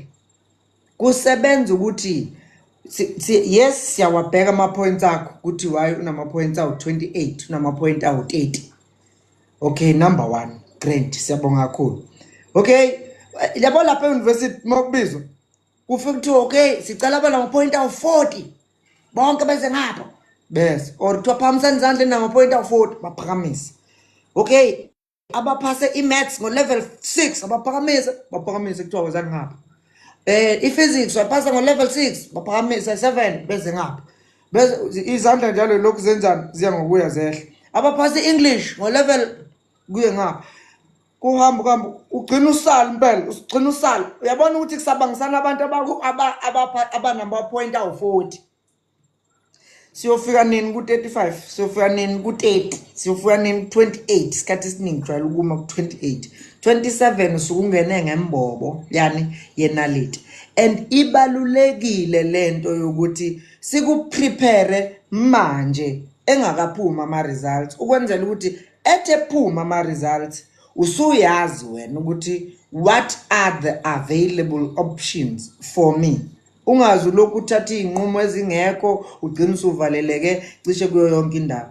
But ke sisazoyiprepare ipresentation ephelele reliable esizobe sikutshela ngayo nje. For example, buka ayiki ungathatha kuyimanje ihandbook yase DUT for example, ubuke wonke ama-course akhona, ubuke ukuthi English kufanele uyiphase ngo-level bani, ubuke ukuthi imath kufanele uyiphase ngo-level bani, bese uyabo akakabhekwa ukuthi uzokwenza yiphi i-course. Yabona into engisho. So i-information le esinikeza yona nisakwa matric ukwenzela ukuthi kushaya isikhathi sama result, or not even before, as you prepare yourself for exams, wazi ukuthi ngifuna ukuscora le level, ngoba manje ngathola i-level engaphansi kwale I'm doomed ukuthi mhlawumbe kudingeka ukuthi either ngoqale phansi umatric wami or ngilungise lezo isifundo. So i-information engicabanga ibaluleke kakhulu ekuzofuneka ukuthi siyibheke. Yabo nje kukhona umuntu ongangenanga e-university last year ngama-point akhe awu-24, unethemba lokuthi uzongena this year. Na this year uzophinda futhi abhekane nesimo esifanayo, because kunabantu last year abathe bengabanawo ama-point awu-24 bahambe bayowalungisa lawo ma-point abo, babuya manje banama-point awu-28 29, usazokhompyutha nabo. Kunabantu ebebefunda umatric this year abazongena e-university abanama-point awu-30 awu-35 agcine ethi it's been 3 years ngizama. Vele ithi into ama-point akho athi wena yenze njani, lungisa. Yabo abanye ke baye bekubuke njenge-marketing language ingabe strategy uma sithi thina kuwena. Mina akukaze ngenxa yezinga lokuphasisa kwey'kole zami angikaze ngingagcwali ufike kumina ngikutshela ukuthi senginjani, sengigcwele, right? Why? Because vele ngiyagcwala. Now uzothola ukuthi manje sivulela abantu baka-matric ka-2023 kuhlehla kuya kuphi emuva, kuze kube usuku lwani lokuphuma kama-results ka-matric lo wa last year. Yabo mase kuphumela ama-results abantu esisuke sesiba-prioritize, uma ningaqhamuka nobabili senizofuna isikhala kimi sokulungisa umatric, umuntu wokuqala engizomthatha mina umuntu okade efunda umatric wanini last year. Why? Because kulula kimi ukufundisa umuntu osanda ngophuma esikoleni, lo muntu uyashesha ungenzela iprocess yami yokufundisa isheshe. So uma ngabe sekufune ngikhethe phakathi kwakho nomuntu okade efunda nini last year, ngizokhetha mina umuntu okade efunda nini last year. How? But sikunikezile isithuba sokuthi uregister ngesikhathi obekufuneka uregister ngaso. Awanganjani wena awangaregister, egcineni usufuna sikufane nini ngo-last minute. So ezinye zezinto lezo akakaze sibe nesikhathi noma nonyaka la uthola ukuthi we are hungry for abafundi. No, because umsebenzi yethu ikhulumela yona. Namanje njengoba silinda ama-results abafundi bebe-upgrade nathi last year, si-happy siyazi ukuthi sizobafaka ema-universities sikunike. Uma ungena la ku-Facebook wami, TikTok wami, uzobona ama-videos abafundi bebefunda nathi bethi manje sengifunda endaweni ethile, ngiyongena engane ethile, nasi student card zami. Why? Because siseva labo bantu abanjengalapho. So-ke ngiyafisa ukuthi siyithathe serious lento yokuthi mangabe ngithi mina register manje wena reserve space manje kuyakwenzela ukuthi umsebenzi ube njani, ube lula, ungathi uthi sengiphoxa nawo amavundla njalo njalo. But nje sizosebenzisana cishe nemisakazo eminingi eyahlukahlukene ukunikeza i-information ukwenza ukuthi ungazi usuke kini nje uthi uya e-university uma ngabe kuwukuthi leyo nto ngeke izikwazi ukuthi kufake e-university. Khona abantu befika nje ubone umntanami Nkosi yami uphuma ekhaya elingatheni elingathathi intweni, unethemba lokuthi uzongena e-university ngalokho. Ngeke makuwukuthi ama-results akho awanjani awekho right. Mntanami sambe siyolungisa ama-results akho sikulungisele wona, uma usuqualify futhi sikufake e-university. Yilezo zinto engicabanga ukuthi thina sisebenza ngazo. Angazi singcanti seku right. Ngicabanga ukuthi seku right. Okunye nokunye sesiyobuyeke sikhulume ngesikhathi esinjani esilandelayo. But siyabonga cishe kini nonke benikade nikhona kwethu Sibiya Thulile D4 Zungu yaphila emazungu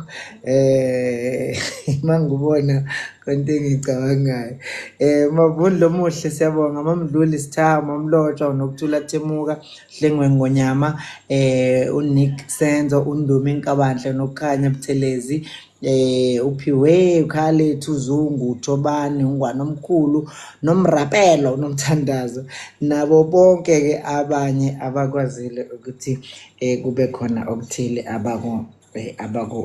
abakuphonsayo kulesi sivivane esikusona njengoba ngishilo ke i-content yethu between now which is January plus February izobe ifocus kakhulu kwi-tertiary access.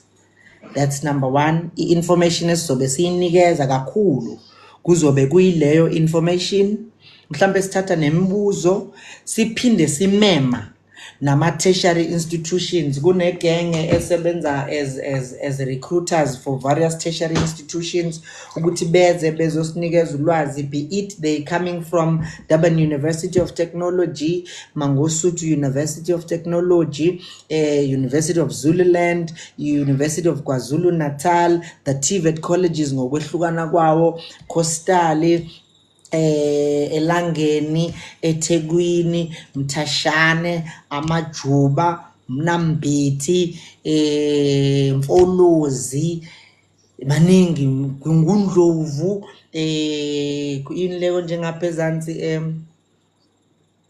kumzimkhulu nako Potchefstroom lezo zindawo ezingalapho le TVET college engalapho njalo njalo. So ke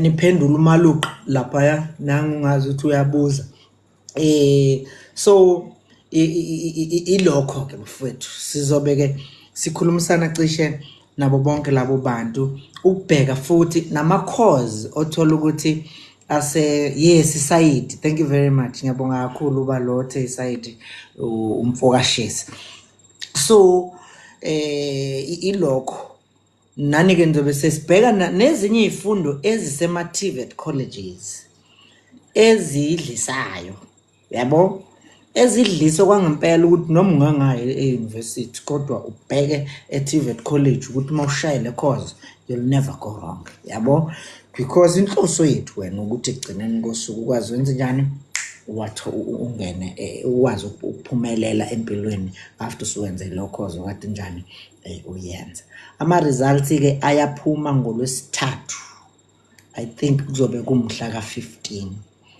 i-official announcement izokwenziwa uMinister waka Basic Education ngomhla ka14 ebese ngomhla ka15 ama results ke asiyaphuma kune number ke ezithintwayo for example mangabe kuukuthi ufuna ukuthi ama results akho ukwazi ukuthi uwa access ngendlela ongakwazi uwa access ngayo uyakwazi ukuwathola ama results akho ngokuthi uregister nge-USSD code *120*45856# bese ufaka i-exam center number i-exam number yakho uyayiregister lapho ukuthi mase kuphuma ama results ke bese bewathumela directly ke kuwena uma ngabe kuukuthi ukwaze ngokuthi uregister *120*45856# bese ufaka i-exam number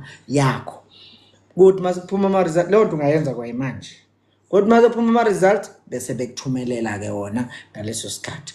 2 uyakwazi ukuthumelela i-SMS SMS number yakho i-exam number yakho ku45856 SMSela nje i-exam number yakho mase kuphuma ama results ayobe sibekunikeza wona 45856 i-SMS leyo uzobanikeza kona kungenjalo uyakwazi nokungena ku-website yaka Department of Education but like I said sizoyipackage kahle information so that ukwazi ukuthi ulungiseke. uNtandokazi Yenga uthi utholakala kanjani mawufuna ukulungisa ugrade 12 wakho uma ungangena nje lapha Mayengwa kuma post wami nje namanje mawuthi uyaphuma ubheke nje wonke ama post ami uzofica inamba lapha ka WhatsApp ethi 081 39 772 081 39 772.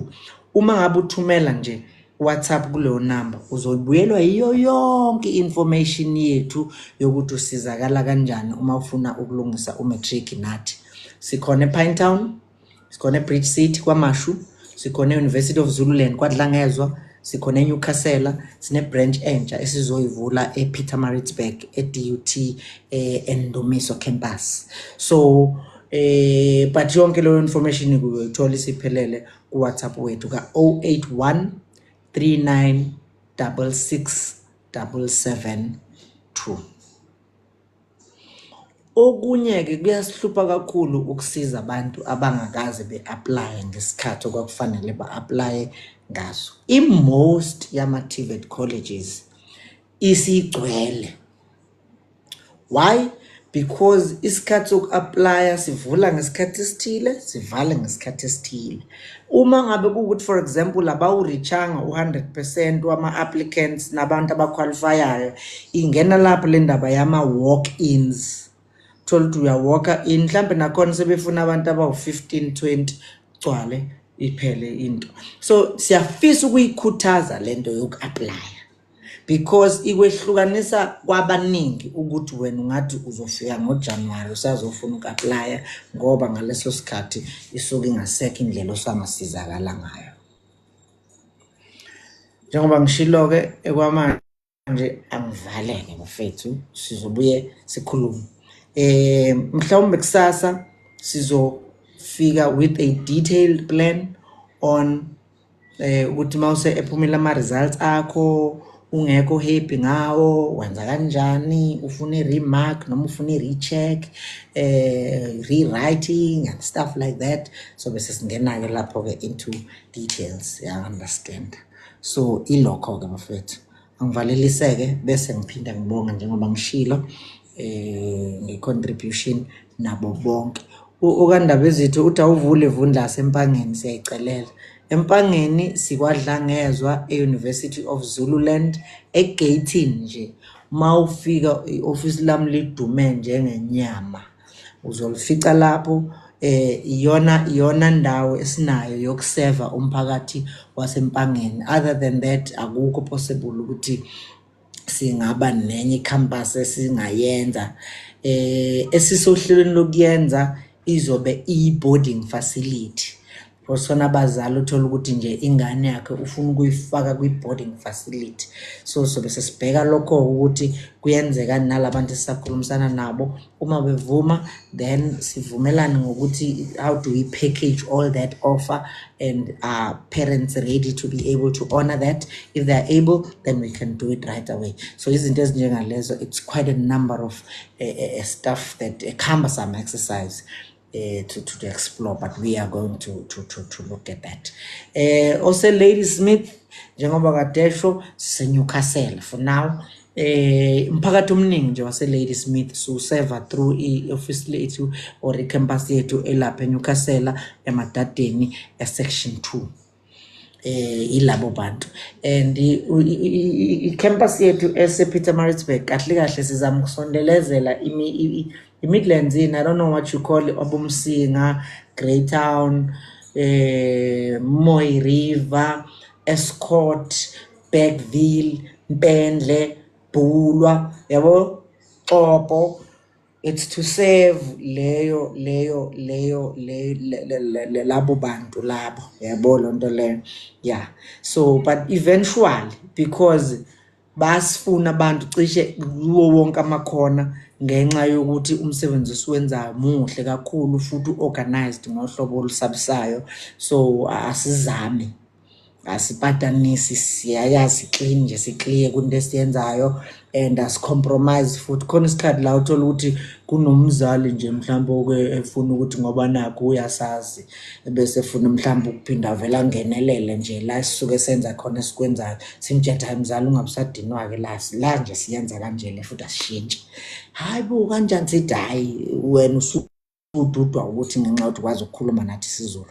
La ayikho into esicela usenzele yona ehlukile kunento kade ubhizi uyenzela ingane yakhe ebalungwini noma uyenzele yamandiya, but because sisicelwa yithina usuzoba nenkinga naleyo nto. So izinto enjengalezo uthola ukuthi kwesinye isikhathi kuba wena umfundi qobo lwakhe uza nomqondo ukuthi mhlawumbe khona into iy'ngane uthola ukuthi vele zifuna ukusilawula, because khona ezinye uthola ukuthi zifeyiliswe yikho lokho ukuthi azayitsheleki. Hhayi, thina siyayitshela nje ingane itsheleke futhi. Mhlawumbe ngey'nsuku zokuqala zesibili isafika isayibona ukuthi inkulu siyayikwazi ukuyilungisa nje ingane yethu ifike ibe right, i-understand futhi ukuthi if umfana wethu ubungakazi ube naye umuntu owubaba usunaye-ke manje. Futhi treatment ozoyithola kumina ayifani ncimishi ne-treatment ojwayele ukuyithola kumama wakho noma ojwayele ukuyithola kugogo wakho. Akuqali kube lula la ngasekuqaleni kodwa kugcina seku-right. Umbone naye sesondela futhi ma engasondeli ubizwa thina oza lapho boy ehline njalo aqonda athi thwi, aqonda athi uyena ogcina esetshela nabanye ukuthi kwenziwa kanjani like because sihamba nje kanjalo. Angithi angqushana hlaba ngqushana yini kanjalo nje mfethu sakhe isizwe la and siyobongwa izulu. Uma engekho umuntu ongasibonga is fine, phela senzeli vele ukubonga umuntu uzosisiza ngani, yabo lo nto le. UMamlotha uthi ngicela ukubuza ukuthi awazi into aqala nini ama-walk-ins e-DT. Ngabe ngiyaqambela uMamlotha, but si-finalize yonke leyo information with regards to say in most cases ama-walk-ins aqala mase kuphuma ama-results aka-matric. Ama-results aka-matric aqala aphuma ngomhla ka-15. Angikho sure-ke noma ama-walk-ins aqala ngawo-15 lowo, but we are going to be able to get all that information and then be able to simbuyisela. Nangu Phumi K ethi aqala next week, so I guess maybe that is true. Izinto ezinjengalezo. Good people, thank you so much. The time now is 17 minutes to 11 o'clock. I'm hoping ukuthi nizoyimela le yami yokuthi January, February, hayi ngi-serious. Anginaso isikhathi senye into. Uma usathi wena usabuya kimi usazongikhulumela indaba yeGucci nokwehlukanisa unyaka, usabuya wena usazongikhulumela indaba eziningi nje ezinye othola ukuthi aziqondene ngqo nalento esithi kuwe i-tertiary access and success. Ungadinwa, ngicela usilinde. Yebo into engishoyo wothi ngesikhathi sakho-ke sokudlala then-ke khona obuzayo la ukuthi uma wawufeyile umatric wonke ayikho into ekuthiwa ukufeyila umatric pese, kuba ukuthi nje kuney'fundo ey'thile ongaziphasanga. Because isiZulu showcase wasiphasa, i-life orientation showcase wayiphasa, so mhlambe iy'fundo eziwu-4 ngabe eziwu-3 woza sikulungisise lezo y'fundo siqhubeke siye phambili. Thank you very much, ladies and gentlemen. uNkulunkulu abe kanye nani. Yes Ndumi uthi bhuti tell them singafane sibe u-10, singancame sibe u-10. Futhi ngisacela ningenzele ifavor nina enizolokhu ninathi. Yaya Ndumi uthi malini isifundo. Ndumi khona enye information esingakwazi ukuyenza public okubalula uma ukhuluma nathi nje direct, but ama-posts engiwafakile la before anawo ama-details with regards to ukuthi kuyimalini ukufunda nathi njalo njalo. Then you'll be able, kungenjalo sithumele WhatsApp, then we'll be able to engage with you, payment arrangements and stuff like that. Izinto ezinjengalezo. But bengisathi-ke kunina kusakhona abantu abangekho live nathi njengamanje abazongena kusasa. Uyakwazi ukubona umuntu ozodistracta i-content yangalelo langa. Thina we are content producers. Ma ungena ubona umuntu ungena nenye nje agenda, hey Mavundla wawuthini mhla sihlangane endaweni ethi hayi mushana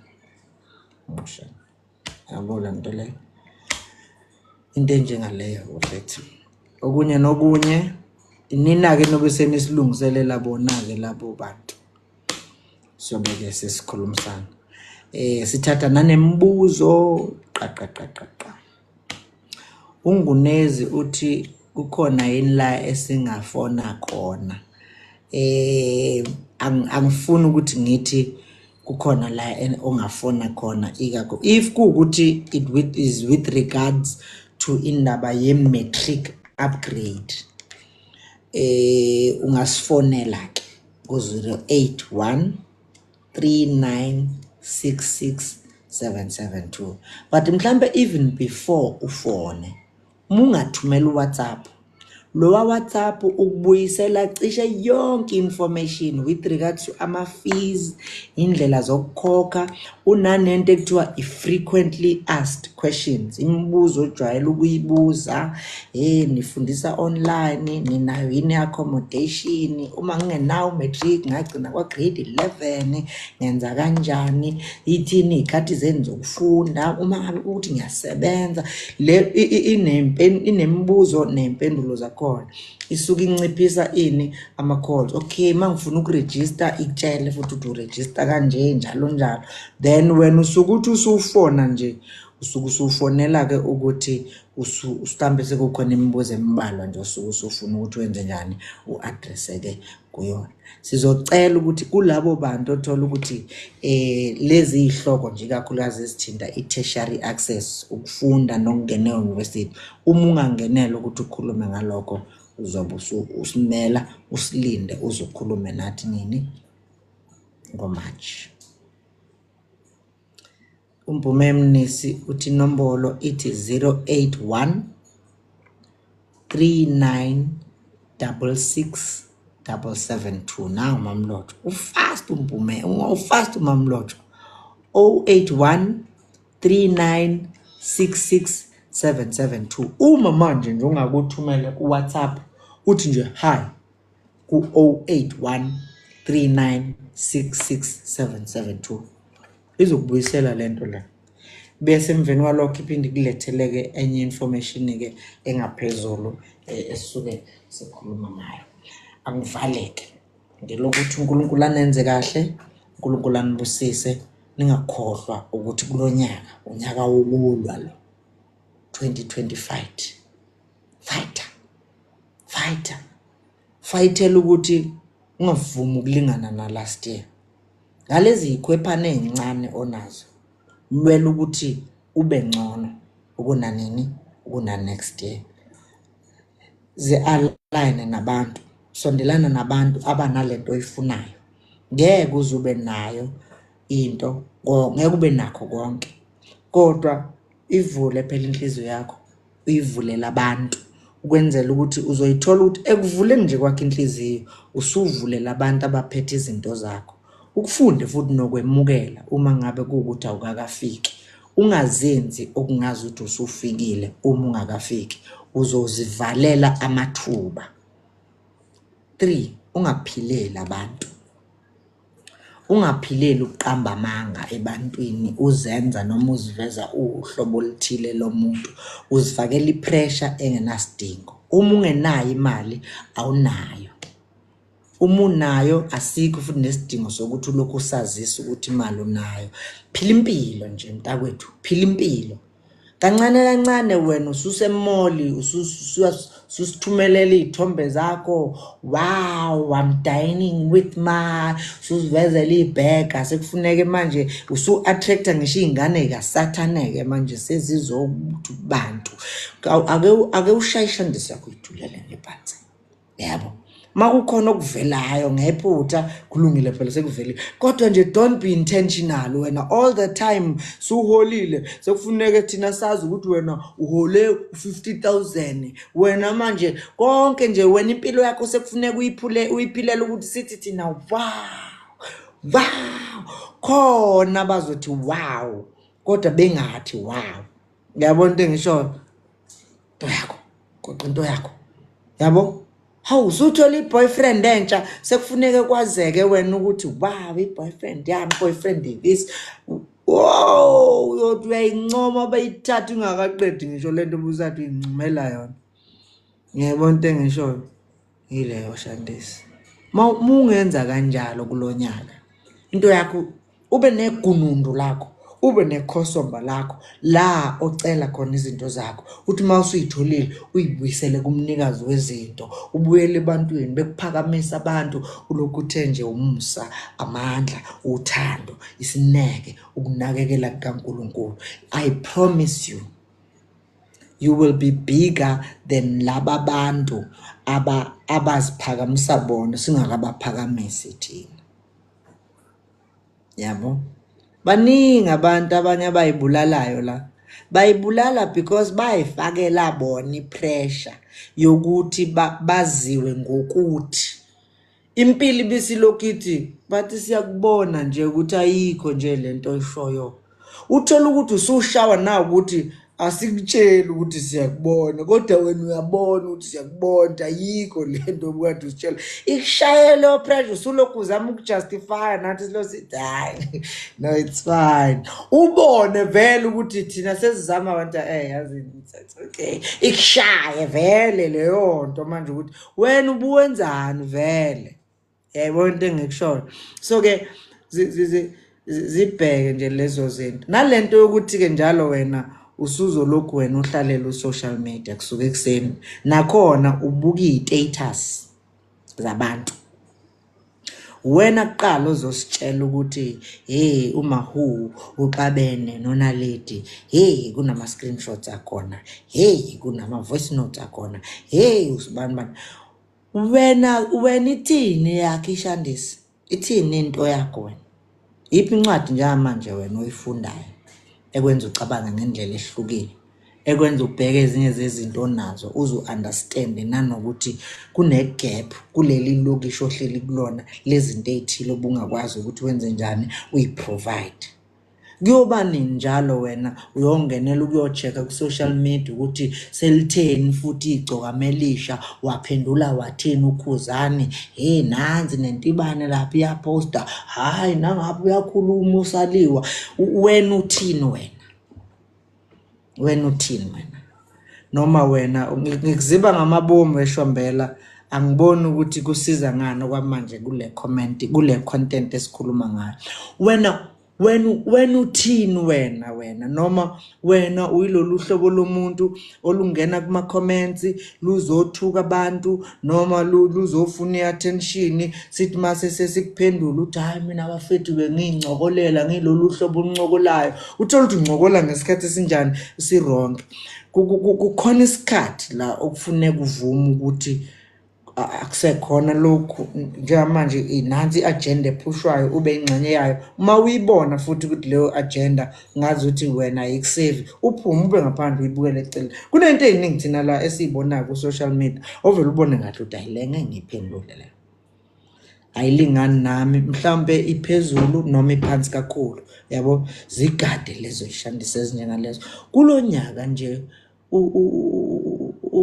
ungavumi ukufana. I promise you. Ungavumi nokuwaziwa nje ungakujaha ukwaziwa especially uma singazi ukuthi sikwazelana. Kuke kungena umuntu la athi ngisacela ningifollowe. Yabo? Uthi uyangena kwi profile yakho uzocheck ukuthi sikufollowelana. Yabo? Ngithi ngiyabheka ngibona ukuthi sikufollowelana uposte isithuthuthu.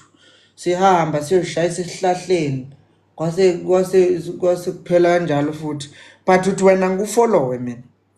Yabo? Wena Mavundla njalo awulandelani ngithi ngiyacheck ukuthi okay awuthi ngikulandele but ngithi ngiyacheck ukuthi ithini content yakho. Yabo into engishoyo angiyitholi content yakho. Yabo? Ngiyafuna futhi ukukulandela. Khona abantu mina engibalandelayo ngingabazi but because of inconsistency kwi content yabo kunento zami ezikwi content yabo. You must be intentional in your content. Ube clear futhi ukuthi if we want to associate you with a particular topic, if kukhona a particular brand advertises izinto ezinjenga or push ama product, okay le brand le, hayi yabo nje for example Tina, we are known to be associated with anything rural. Yasemakhaya. We are known to be associated with anything Zulu, anything traditional. You understand? Sike size siphinde sikwesabe ngisho nokukhuluma isingisi because izobuya isenze inga resonate nohlobo lo audience esizwayo thina. Why? Because we have made an intentional decision to be associated with a particular notion. It's intentional. Ukuthi masikhuluma nawe isingisi ke sisikhulume ngokungazi ukuthi siyasephula. Yabo sisephulela ukuthi ukubone ukuthi ayikho inkinga ekusephuleni isingisi vela kuyona ilanguage yethu, but mase sifuna futhi nokuprovela ukuthi no silanje ngenhloso hayi ngoba ngempela kuukuthi sesihleli nomphela lapha. It's because we are imaging, we are mangithi imaging, I'm speaking IMAGE, image. It's because we are branding. That is why we are doing what we are doing. But after all, mawusuza kithi nje wholly, uzo understand ukuthi we probably are bigger than that. We can be the opposite of what. Yabo ngikhulume ngobhawawo. Yabo kuyaziwa nento angibezwa obhawawo. Uyokumangale ngelinye ilanga ungifice ngihleli phakathi nabo bhawawo. Sikhuluma isingisi sokugcina ukuthi amavundla kanti uyahlomekisa wena uthi obhawa. Ngithi cha ngizobalungisa, ngizobakhipha ubhawawo. You understand? Kanti at some level I can relate to them. You understand? So that is what I'm referring to when I say, when you get to social media, get in there for a purpose. Sesiphelile isikhathi la wena ozoba khona popular nge-radio noma nge-television. Impilo isingcono kakhulu ukuthi usungasebenzisa i-platform. Kube khona umuntu othi Mavundla nginekhono Simanga einkondlweni. Ngisacela ukuthi ungisize. Ngithi ngiyacheck ukuthi kwi-profile yakho nje, ku-TikTok wakho, ku-Facebook wakho, kuphi la wena osho khona inkondlo? Akukho. Hayi ngakuthumelela ngo-WhatsApp. If you are passionate about poetry, if you are passionate, mina if you want to know who I am, just go to my social media. If you want to associate with my brand, just go to my social media. Everything I'm doing there, it's what I want you to know. Okungekho lapha ingoba mina ngifuna ukuthi wenze njani ukwazi. Yabo uyokusesha yonke indawo ukufuna ungakutholi, uyoze ukuthola mase uzongena la. How uthi nakhona uthi yakushuda ngithi akukhona komphakathi lokho okwami. Yayibona into engichazayo. Even nakuma interviews, before ungi-interview ngiyakutshela ukuthi ungangibuzi lo mbuzo ngoba ngeke nguphendule.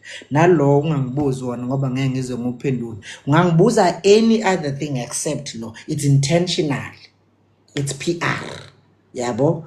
So izinto lezi ngicabanga ukuthi as we move up the ladder yokubranda, yokungena ku social media, abanye ama-comedians, kumnandi, but be intentional. Abo Gonzo, Osiyanda Maphumulo, they are doing a great job in branding themselves in the industry of comedy.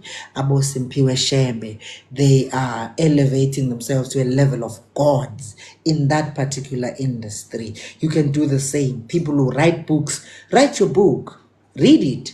There, ungazulinda ukuthi Mavundla umusukhuluma noMavundla, be able to refer him and say, this is the book that I've written. Unginike link ngingene. Wow, great work. You understand? But it cannot be that you still look for umsebenzi without us referring to any space where you are able to hang umsebenzi onjani owenzayo. You understand? Ilezo zinto bafethu. We are at work here. If you did not know, so yes, man, we are at work. Abanye benu ngize ngithi they'll never be able to understand where we are in terms of i-wavelength uma kukhulunywa ngezinto esizenzayo. Bayobona kudala ukuthi hey nansi into emuvayo kahle kahle kumasha leshandesi lana yabo khona umuntu mina okengene la angene uthola ukuthi akangizwanga entweni engiyishilo ngithi mnaye zinika u5 years asiqhube kahle-ke anga-understand because ngizama ukumtshela ukuthi uyingane for land kusho ukuthi awuthi ku-ede eminye iminyakana then sizokwazi ukuthi sikhulume because mhlawumbe ngizothi ngizaba nokuphendula bese uthola ukuthi still awu-understand ungibuza omunye umbuzo ongibambezelayo especially uma kune-sign yabantu abaningi out of that thread abanga-understanda bese uphuma nje wena wedwa eceleni nombuzo okhomba ukuthi u-90% uyavuma bese ngithi ayi ngeke ngizobuye ngimbone lo bese siqhubeka nabanye. Right, ngiyabonga Ndumi. Okunye-ke nokunye bafethu sobuye sikukhuluma sobuye ngiyabonga. Thank you guys labo nje abangenzela lo msebenzi ebengiwucelile nakusasa ningenzela okufanayo futhi ukwenzela ukuthi kunalento ebizwa ngecaliber uma uyiguglisha nje izokutshela i-caliber it's a level ethile esisukela kuyona masenze izinto anything below that sisuke singasezokuyinaka sesimuva kuleyo level siyaphambili ngale ndlela yokuthi ungasizwa ugcine sephuma naku-live wethu mhlawumbe why because usuke ngekho kwesigaba soku-understanda leyo shandise kanjani. Ngiyabonga kakhulu bafethu asivalelisane bese sibonana futhi kusasa. Uma kukhona abanye abanezinto ezithile abangafisa ukuthi mhlambe siveze siphinde sisebenzise le platform ukuthi siziveze bangasi-DM basuggest ezinye izinto thina mhlambe uthola ukuthi sicabange sagcina asangafika kuzona bese siyayithinta sikwazi ukuthi siqhubeke siyaphambili. Ungakhohlwa ngizokubhora kakhulu kulo January mhlambe futhi towards mid February ngizokubhora kakhulu ngizokuziba nje for example uma uthi kimi uphuma shares ukuzibe ngokungazi ukuthi angikuzwa ngempela because I'm trying to understand the relevance of that to the content of the day. Yabo uzogcina nawe uthi awumvuni uyazibana. It's intentional that I'm ignoring you because I don't see how it is assisting or adding value to what we are talking about at that particular point. Kuthi mase sesimfaka futhi ama-shares usuthi usufaka okunye ikuzibe lokho ngoba phela manje sidila nani noma-shares yabona into engisho so asizokumixa la. Bye. Sunshine uthi bhuti mina ngilindele ukubhoreka nawe strong futhi-ke nje asambe. Yabonga Standa the reader it sent you an inbox. Thank you so much my baby. Mfethu awuhloniphise uthi dade happy birthday. Ubano ne happy birthday mafaka ukuthi ngivala ngawe-ke happy birthday mafaka ukuthi nabo bonke abazalayo bafethu namhlanje uNkulunkulu anenze kahle aniphindaphinde anenze kakhulu nizaleke. Bye. Mavunda Media shaking hands with the fourth industrial